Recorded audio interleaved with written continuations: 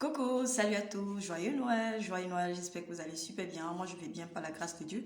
Que le bébé Jésus-Christ, que Jésus-Christ puisse vous apporter amour, santé, prospérité, paix dans chaque jour de votre vie, dans votre famille, que ce soit vraiment, que cela puisse faire partie de votre quotidien, que vous puissiez découvrir son amour, c'est vraiment comme ça, c'est super. Alors, à côté de ces vœux, j'aimerais aujourd'hui vous parler de quelque chose de très important par rapport à votre santé. Alors, il s'agit de la fièvre.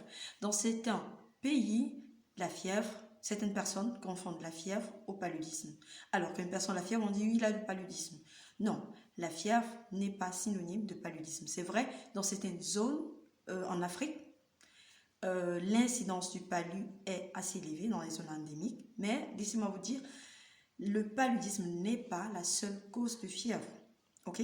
La fièvre, c'est un mécanisme de défense de l'organisme contre n'importe quel gène pathogène. Ça peut être un virus, ça peut être des bactéries, ça peut être d'origine bactérienne, ça peut être d'origine parasitaire. Donc du coup, quand une personne a la fièvre, il faut se poser la question, pourquoi il a la fièvre? Et aller chercher la source de la fièvre. Le focus. C'est vrai, la fièvre, elle est généralement accompagnée d'autres symptômes. Ça peut être une infection des voies urinaires. Dans ce cas, si vous allez faire pipi, vous aurez des brûlures ou bien vous aurez fait pipi à compte-gouttes plusieurs fois pendant la journée. C'est généralement signe d'une infection des voies urinaires.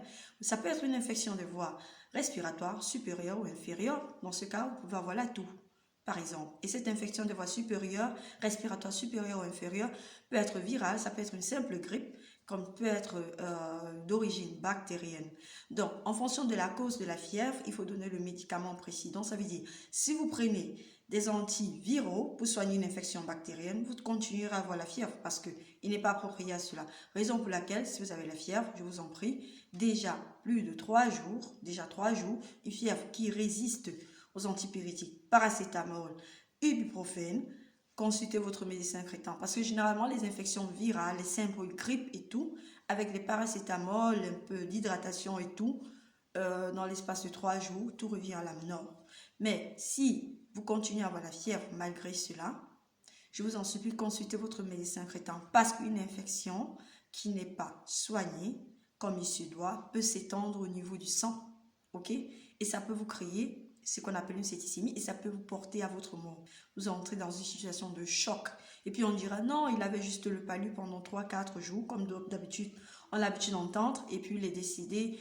On ne sait pas pourquoi il est décédé. Donc je vous en prie, pas d'automédication, consultez votre médecin traitant si vous avez une fièvre qui persiste déjà plus de 3 jours. Et partagez